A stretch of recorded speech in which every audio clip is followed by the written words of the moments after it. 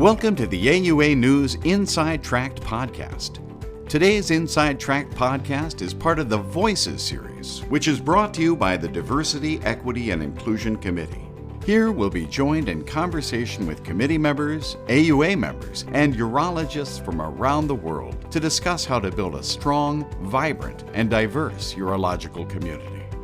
Well, thank you for listening to Voices. I'm Dr. Kymora Scotland. I'm an endourologist, assistant professor at UCLA, and also the director of endourology research there. And I am excited to join today as host for Voices as we talk to Dr. Fenwa Milhouse, who is a pelvic floor surgeon, sexual medicine specialist, and star of the TLC show, Dr. Down Below. We're going to talk to Dr. Milhouse about her show today and hear her insights on urology in general. Dr. Milhouse, thank you for joining us. Thank you, Dr. Scotland. I'm excited to this conversation. It feels weird to be called the star of anything. I can imagine. So let's jump right into how did this happen? How did you, decide to start a show, and how did you, get recruited? How did that whole process take place? First, I did not decide to start a show. This came to me. This fell on my lap organically. So I often replay this in my head, like, how did I get here? I became a content creator on social media during the pandemic. I had started my Dr. Milhouse Instagram account before the pandemic, but really dabbled very infrequently in it, and then really started to ramp it up during the pandemic. And it was fun for me, and I found it to be an outlet that I enjoyed and added value to my career. And in doing that, I started to create a following more and more. And then I took that into TikTok and created more of a following. And somebody somewhere out there landed on me serendipitously and looked at me and said, oh, this could be a TV show. This was a talent or kind of scout type of person in Hollywood, so to speak. And literally just sent me a DM in my Instagram. It started with a DM in my Instagram, which is a direct message for those of us that are non-Instagram or social media users. It could have completely gone ignored and dismissed, but something, and I in fact thought it was a scam or a joke or like, you know what I'm saying? I was like, what? Yeah. And it then, I answered the call, and that went into started the wheels in motion. And what you saw, or what the world got to see on April 5th when it premiered, was about 2 years, a little over 2 years from that initial DM to getting to where we are now. Lots and lots of things went into it, but it came to me organically. Now that's interesting, because the other question that I was going to ask you is, how did you build your social media following? But it sounds like, based on what you're saying, this just sort of happened. Now, once you decided that, it was the pandemic and I'm going to take this a little bit more seriously, how did you find that it worked, getting content ideas and reaching out to people? What did you, see as being really beneficial to the folks who were engaging with you? It was a lot of trial and error. I knew one thing. I wanted to talk about urology. I wanted to, get information out there to whoever wanted to consume it. This as a urologist, so much of what we do is like a mystery to people. It's a mystery to our colleagues in medicine even. And so I really was motivated by let me just share what the heck it is that we do in urology. I really love being a urologist. So it was easy to think of content because there was so much out there that people hadn't seen before. And at this time, there were a number of doctors on social media using social media And my colleague, Dr. Malik, for instance, had started her YouTube around the same time, but there really wasn't, voices in urology. And the second thing that really lit a fire for me with social media is I'm a Black woman who's in urology, and a representation is everything to me. It changed my life. And so I knew that this was a way of being very visible to not only my community, but other communities of underrepresented people that could easily, look at this example. And so you just have to be yourself. At first, I think I was trying to be something that I thought was whatever for a doctor account for social media. And then I just quickly realized, okay, I need to just be myself. I can be myself in a way that is engaging, is professional, and it works. And it started working. It worked. People liked it. And people were learning, and people asked for me to do more. And then I was asked to do things with other people who were in social media, and then, asked to be involved in brands, and asked to do and it just kind of, grows. But it really, truly was me finding a passion for it and meshing that with authenticity that has helped. And now you mentioned that representation was really important to you as a urologist. Can you tell me a little bit more about that? Oh, yes. I mean, I wouldn't be a urologist sitting here in front of you today without representation. I grew up not with very many examples of being a doctor, a medical doctor, I should say, and then certainly not examples of being in surgery, surgery specialty. And so entering medical school, I didn't at all consider any type of surgical fields. And in fact, if you would have asked me my first year, are you going to be a surgeon? I would have laughed and said, no way.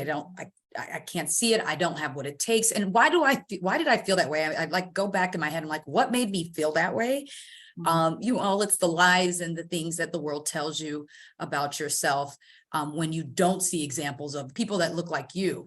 And so it wasn't until I met a urologist who looked like me that the doors kind of just open, like the walls fell down almost in my brain. It's almost like if the walls behind me right now were just to crumble down. That was exactly what happened the moment that I met Dr. Westney. And suddenly my brain was like, what's been holding me back from this thought? Like, this is, wow, we can do these things.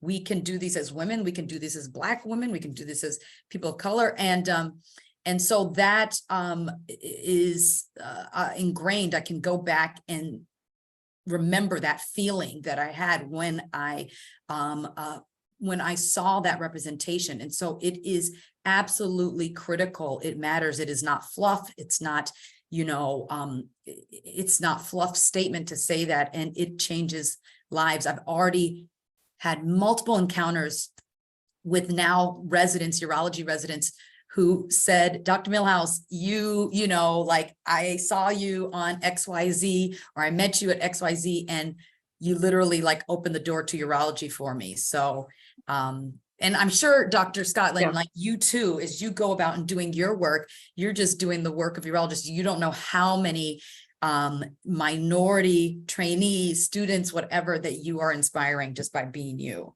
It's amazing how many people will tell you that verbatim, yes, that they never thought they could be a urologist until they saw you or I, or, that sort of thing. And, thinking back, obviously, it's a lot of the same things for me too. So that's really interesting that we, lots of urologists have this shared sort of origin story of seeing somebody else and realizing that, wait a second, this could be me.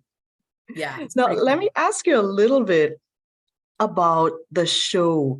So once you started the show, what did you find that was the most surprising thing about that process? I was surprised that people said yes. I was surprised that, honestly, in the beginning, it wasn't that hard to get people to say yes. I was shocked. I was, because this is a show we don't want to blur the patient. We're talking about sensitive genital issues, issues around sex, private parts, and we don't want to blur the patient. People have asked me this, like, oh, why don't you blur the patient's face?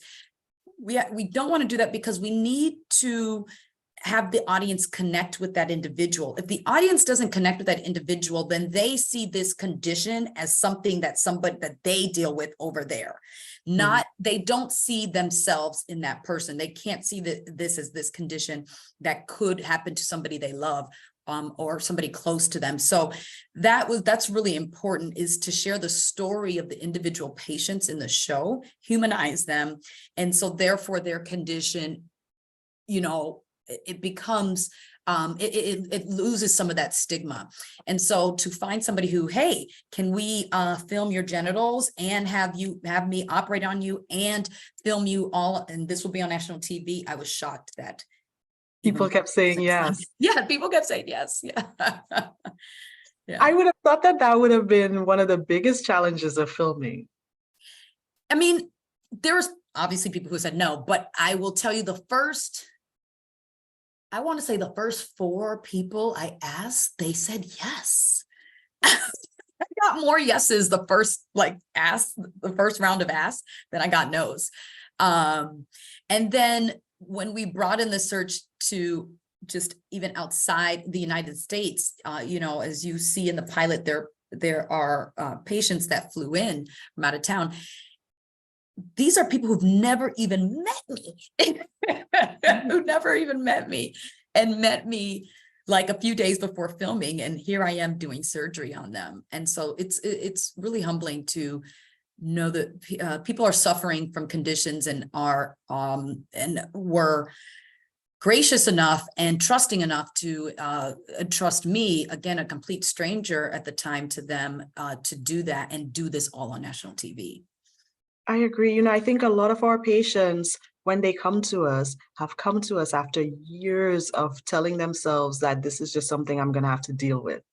And so, I think this show really does a service, because what it does is open things up. I know I'm speaking for you, but it really opens things up for people to see these conditions and realize that, 1, they can be addressed, and 2, there's no shame in going to my doctor and asking for this to be addressed. So I'm really excited to see what else happens with the show. You can speak for me. You said it perfectly. No, I have another question about moving into the public sphere. What would be your advice for urologists? And you've already given us some already, be yourself. But what would be advice for urologists who are trying to do this sort of thing, trying to get urology out to the world and to, help the general public understand what we do? I think it's important to have a mission or a goal or a niche or something that is you're passionate about. Okay. I don't think doing it for the fame is a good goal in and of itself, because it's a lot of work. And so if you aren't really actually passionate behind something behind it, it's you're not going to want to put in the work. I mean, it literally is like another full-time job. It can be like that. And so having something that you feel very strongly in, or strongly enough in, to talk about all the time and to create around that. Obviously, when you are in the public, yes, be yourself. And I truly am myself. And one thing I love about the pilot episode, watching it, is I was like, wow, they really captured my personality. I loved it. And I think, don't be afraid to be yourself, but also, have smarts. Okay. Don't, be aware about how you come across. You don't want to disparage your patients, your other colleagues, the public. And so I'm myself, but I'm thoughtful, and myself is a thoughtful person anyway, so that helps. But I am thoughtful, and I would understand that getting into this, you're going to need to, be consistent. It's going to be fun. It is fun, but it is work. It is both of those things, and consistency pays off. It's not going to be overnight. It's not overnight. at all. I started my Dr. Milhouse, I want to say in 2018, 2000, maybe 19. And, it's 2023 when this, came to be. So it takes time, but when you're doing it for the right reasons, it takes you the places it needs to do. It takes you the places that you want it to take you. So Good. yeah. Now, what impact do you hope that the show has on people in general? One, I want people to normalize the conversation around our genitals. Like, let's be able to say penis and vulva, and vagina and clitoris and testicles, and not feel weird, and squirmish. I know it's called Doctor Down Below. I think that's cute. My name of my practice is called Down There Urology, because literally that's what people say. They rarely say the actual part. So I want to normalize that conversation. These aren't dirty words. These are completely normal biologic, anatomic terms. I want to destigmatize a lot of the conditions, almost all the conditions that we deal with in our specialty, or have some stigma to it. Even prostate cancer, which was not featured on the pilot show, but even that has a stigma to it. I want us to destigmatize these things. You and I know that things that that we see in our field, the patient oftentimes feels like they're the only ones dealing with it. Like, oh, no one else, True. They're alone. And I'm constantly telling patients, you are not alone. You are not alone. No one talks about it, but you probably know 2-3 people who are dealing with this too. They just won't tell you. So destigmatize. And that's part of, connecting with these real life patients and stories. And then the last part is just to show a side of our specialty that is fun, that shows a side of us being doctors and professionals and surgeons, but people being able to see us as humans, as people. I think when patients think of seeing the surgeon or going to see the doctor, it seems intimidating. Like, doctors are very rigid and unapproachable. But what I'm hoping is this show shows that we are full of personality, and come with different sides of ourselves, that is able to bring to this patient-doctor relationship. Right, especially in urology, there is so much lighthearted humor in urology. So Yes, it'll be great to see that on the big, on the wider screen and for folks. I won't give all our secrets away. I'll keep some away from the camera. But yes, never a dull day in urology, as I say. So Fantastic. Now, is there anything else that you want to mention about Dr. Down Below, or the importance of representation in urology? it'll be interesting to see what the numbers do in residents and applicants with this show. I have a suspicion that that we'll see, hopefully even more diverse pool of applicants. One med student told me that she actually is like, I'm not excited because I think you're going to make it harder for me to match into urology with this show, because people are gonna be like, oh, urology, I never thought about that. She looks like she's having fun. Let me rotate there. So I think that'll be cool to see. That'd be I think a great clinical study for somebody out there. The show is just a pilot right now. I know everybody's $1 million question is, when are we going to get more? It is just a pilot episode. It was meant like that to kind of judge the overall response from it. The response has been great. It has been excellent. The viewership was almost 1 million on night 1, which is amazing for a show that had almost zero advertisement beforehand. And the overall reception of what was seen has been very positive. Over 94% of people enjoyed it, like it, and people are asking for more. So just sit tight. But I'm really happy with the product. I hope I represented us well. And when I mean us, I mean urology community at large. That's fantastic. And I think that's one of the things that we all say as urologists, if more people knew about this field, we'd have, you know, many more applicants and hopefully a more diverse pool of applicants and folks who can come in and really, dedicate themselves to the communities as well. Yes. So hopefully, Dr. Down Below is going to be one of the ways that we do that. It might open it up too much. Well, I think that's a good problem to No, have. it's a great problem because we don't have nearly enough urologists out here. So yes. Exactly. Wonderful. Well, thank you so much, Dr. Milhouse. This has been an excellent, excellent opportunity for me to find out a little bit more. And we're happy to have you here talking with us.